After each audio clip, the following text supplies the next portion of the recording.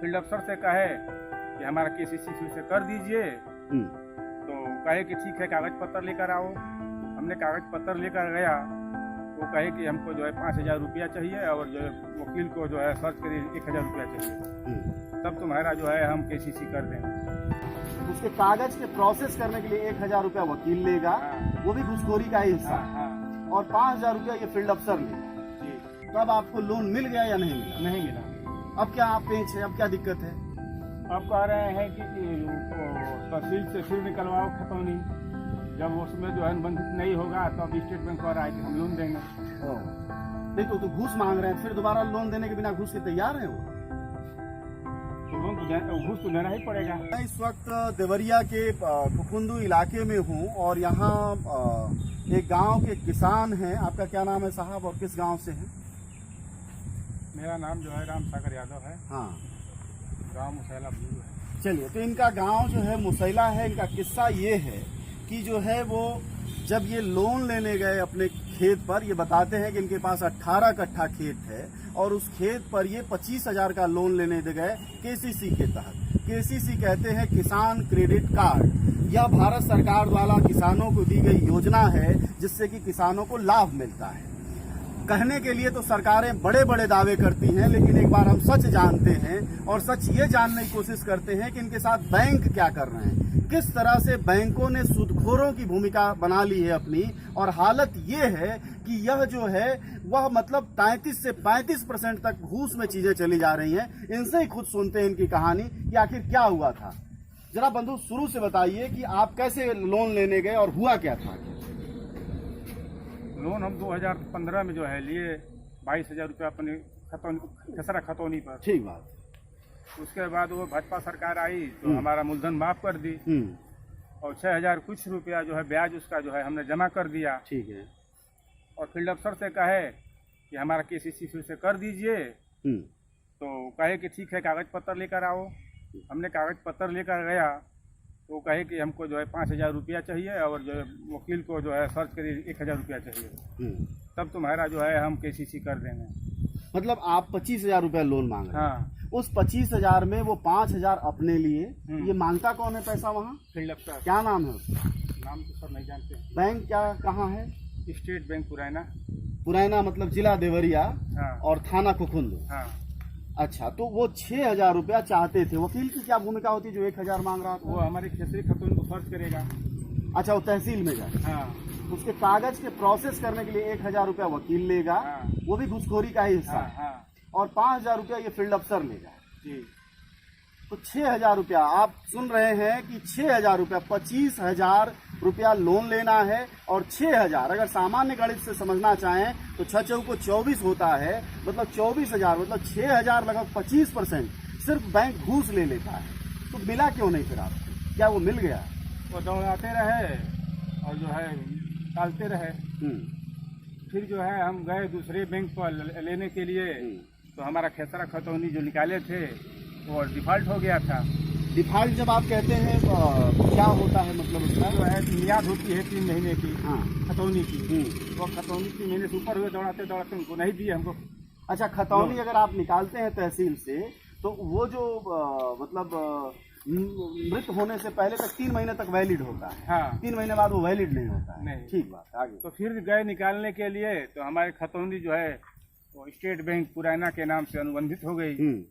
तो दूसरे हम बैंक पे गए खुखुंदू, वहाँ धूप ज्यादा, इधर बात करते हैं जी। तो वहाँ जो है वो फील्ड अफसर कहा कि आपका जो है खतौनी डिफॉल्ट हो गई है। हाँ। और अनुबंधित हो गया है आपका जमीन, लोन नहीं मिलेगा। ये अनुबंधित क्या होता है? यानी वो अनुबंधित का मतलब ये हो गया कि हम बंधक जो है बैंक के नाम से हमारा जमीन हो गया आपका, तो फिर हम दूसरे बैंक से नहीं ले सकते हैं। और आपने बंधक किया है जमीन? नहीं, हमने जो है वो गया लोन लेने के लिए तो कागज ले लिए। हाँ। लेकिन हमारे जो है लोन नहीं दिए। हाँ। और जो है वो जमीन हमारा अनुबंधित हो गया। हाँ। दूसरे बैंक पर गए तो वो कहे कि नहीं आपकी जमीन अनुबंधित है, पैसा नहीं मिलेगा। वो सिंडिकेट बैंक है खुखुंदू जी। तो फिर वहाँ से वापस आए, गए स्टेट बैंक पुराना, तो फील्ड अफसर से कहे कि हमारी जमीन क्यों अनुबंधित हो गई, हमको लोन आप दिए नहीं। तो कहे कि हम जो है ठीक है इसको हम मुक्ति प्रमाण पत्र देकर आपको भेज रहे हैं तहसील पर, और 1 हफ्ते के बाद फिर हमसे मिलिए।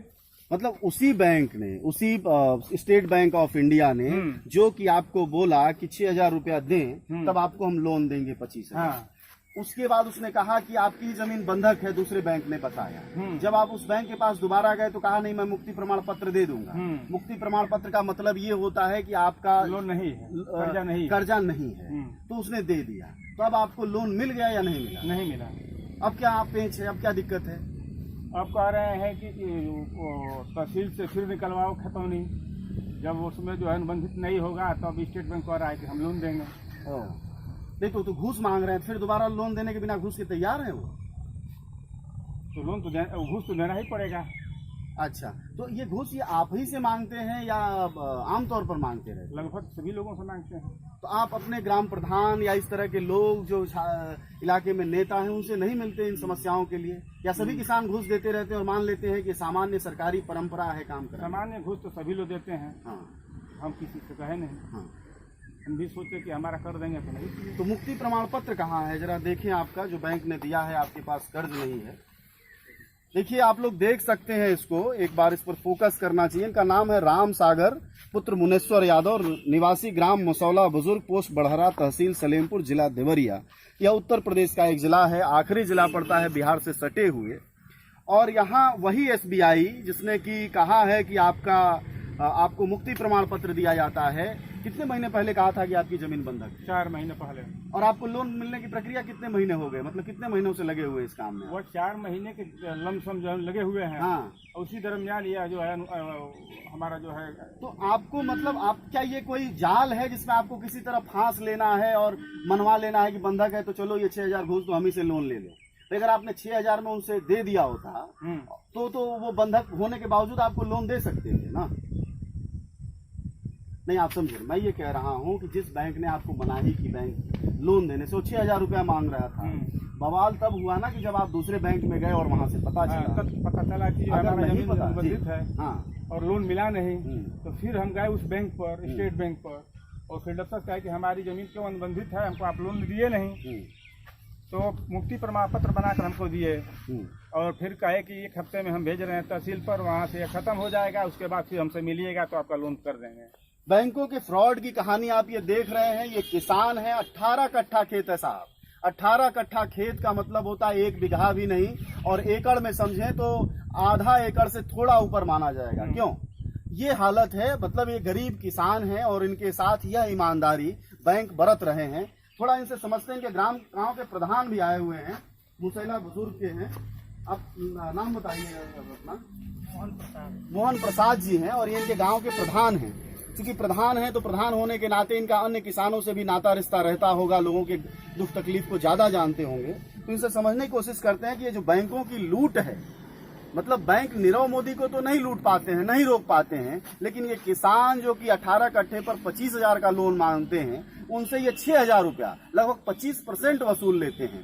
सुदखोरी की भाषा में अगर समझा जाए तो आप यूं समझिए कि हर महीने कम से कम 2.5 से 3% वसूली कर रहे हैं। क्यों बैंक?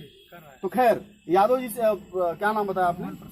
मोहन प्रसाद जी से ये जानने की कोशिश करते हैं कि एक तो ये क्या सामान्य चलन है इन बैंकों का घूसखोरी, या फिर ये इन्हीं के साथ बरता गया? जी, ये लगभग इस बैंक की रवैया है। हाँ। तमाम किसान जो भी जाते हैं, हाँ। बहुत परेशान करते हैं अपने किसी चीज के लिए, और जो लोग प्रयास करते हैं काफी, अगर उनको घूस दे देते हैं तो उनको लोन मिल जाता है।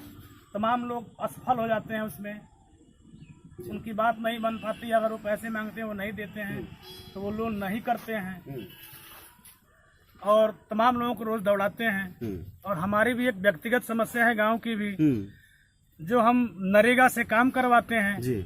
और इस पुराना SBI बैंक में हमारे अकाउंट है जो मजदूरों के, वहाँ महिलाएं ज्यादातर हैं मजदूर, जाती हैं। वहाँ के मैनेजर साहब, एक वहाँ मशीन लगी है, अगर वो पासबुक प्रिंट करती है, अगर उसमें दिखाता है, खाते में पैसा चलाता है, अगर दिखाए कि नहीं इसमें पैसा आ गया है, तो वो उसमें हिला हवाली करते हैं, कल आइएगा, आज कैश नहीं है, परसों आइएगा।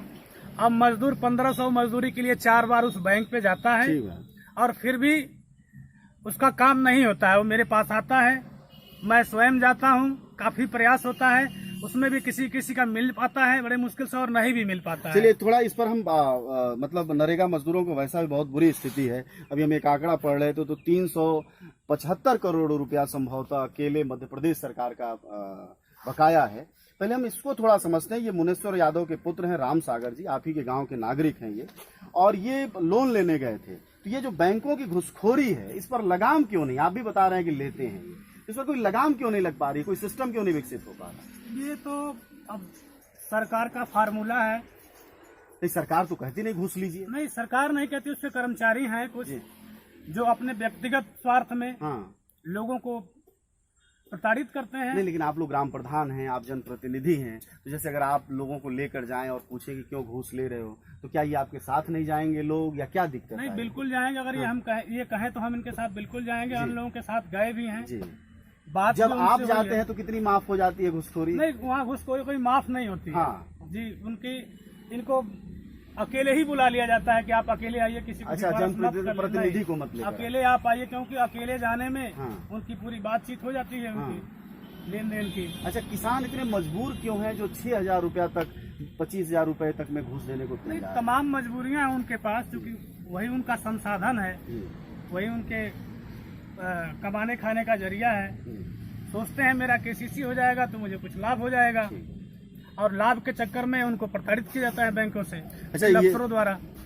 अभी आप चर्चा कर रहे थे नरेगा की, थोड़ा उस पर बात करते हैं। नरेगा की मजदूरी कितने महीनों से नहीं है?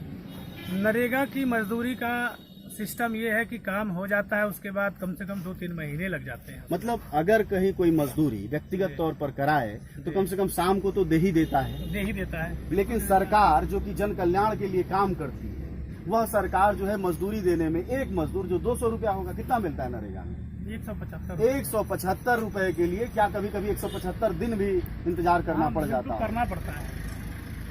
ये है सरकार, ये है नरेगा की सफलता। इसको भी समझने की जरूरत है कि आखिर मतलब नरेगा मजदूरों को। अच्छा, ये जो आप एक बात बता रहे थे कि ये 1500 रुपया भी देने में हिला हवाली करते हैं मैनेजर, इसमें क्या उनसे भी कुछ घुसखोरी चाहते हैं? नहीं, घुसखोरी उसमें तो नहीं हो पाती है, मगर उनके तमाम बार आधार आपका फिट नहीं है। अगर वो आधार ले जाके दे भी देता है तो उसको वो फेंक देते हैं। फिर दोबारा जाएं तो बोलते हैं कि नहीं, आपका अभी आधार लिंक नहीं हुआ है। आधार में तो कई बार नाम गड़बड़ रहते हैं। ठीक है, इस तमाम तरह की समस्याएं हैं बैंकों में। जी। देखिए, बैंक फ्रॉडिज्म को बार बार परेशान किया जाता है। बैंक का जो फ्रॉडिज्म है, जिसको कि फरेब कहते हैं, उसके 2-3 किस्से हमने सुने। अभी राम सागर जी ने बताया हमको कि कैसे उनको 25,000 का लोन चाहिए और उनको 6,000 घूस मांगा गया, और उनकी ही जमीन को फर्जी तरीके से बंधक बता दिया बैंक ने। बिल्कुल सुदखोरी का सिस्टम है। इन किसानों के लिए मुझे नहीं लगता कि सरकार और सुदखोर की कोई अलग भूमिका बन पा रही है। एक और नए तरह का फ्रॉडिज्म है जो इस इलाके में ही हमारे साथ अजय राय हैं, खुद भी पहले पत्रकार रहे हैं और आजकल भी कभी कभी लिख लेते हैं। इनसे बात करते हैं। एक नया किस्सा बता रहे हैं बैंकों के फ्रॉड का, जिसमें चेक के बाउंस करने का मामला है। थोड़ा बताइए अजय जी। ये पिछले 1 अप्रैल से अब चेक बैंकों में एक नया सिस्टम आया है कि अगर आपने चेक डाला जी, तो अगर चेक आपका बाउंस होता है तो 590 रुपया काट लिया जाता है। किसका चेक बाउंस हुआ? जैसे मैंने किसी पार्टी से चेक लिया और मैंने चेक लगा दिया, तो अगर चेक में किसी तरह की टेक्निकल फॉल्ट आ गई, पैसा नहीं हुआ, साइन नहीं मिला, तो आपके खाते से 590 रुपया डेबिट कर दिया भले ही वो चेक 500 का। ओह, अगर 500 का चेक है तो आपका -90 में चले जाएंगे। आपके खाते में 500 रुपया अगर है तो -90 में आप चले जाएंगे। जब भी पैसा डालेंगे 90 रुपया कट जाएगा आपका। ओह, तो अब तो किसी से भी, ये कब से हुआ? ये 1 अप्रैल से योजना आई है, जब से नीरव मोदी बैंक। तो आप तो खैर सक्रिय आदमी है, पत्रकार भी, पूछा नहीं बैंकों से कि क्यों किया है? क्योंकि बैंक RBI का सर्कुलर है, तो उसमें बैंक मैनेजर भी कुछ कहने को तैयार नहीं है। कहा ये RBI ने नया नियम किया है। RBI ने अगर मैं आपको चेक देता हूँ और मैं बाउंस कराता हूँ चेक, तो पैसा आपका कटेगा जी। ये अजीब अंधेरगर्दी जैसी हालत है। इसको हम सब समझे, पता नहीं, मुझे भी जानकारी नहीं थी, इन्होंने बताया। हो सकता है मैं चूंकि ऐसा, मेरा खुद ही 2 चेक बाउंस हुआ। अच्छा, किस बैंक में?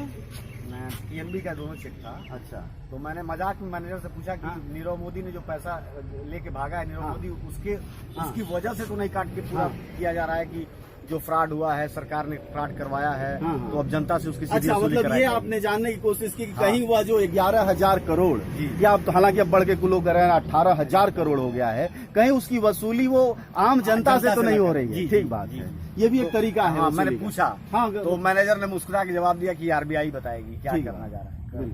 इसको हम सबको समझने की जरूरत है। हमने यहाँ किसानों की स्थिति देखी, ग्राम प्रधान ने खुद बताया, और ये तीसरे एक विक्टिम है जिनका कि खाते से पैसा कट रहा है। यह समझने की जरूरत है कि आखिर सरकार ऐसा कौन सा नियम और कानून लेके आ रही है जिसमें जब वो कहती है किसान का भला कर रहे हैं तो किसान बर्बादी की तरफ एक कदम और बढ़ जाता है, जब वो कहती है आम जनता का भला कर रहे हैं बैंकिंग के सेक्टर में तो तबाही की तरफ एक और कदम बढ़ जाता है।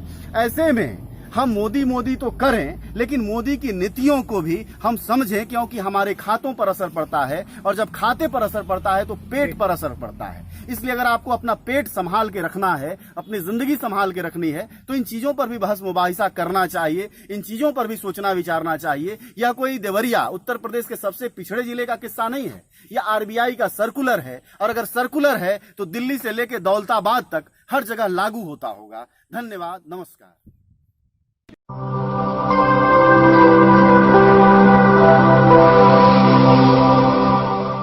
जन ज्वार जनता की मीडिया।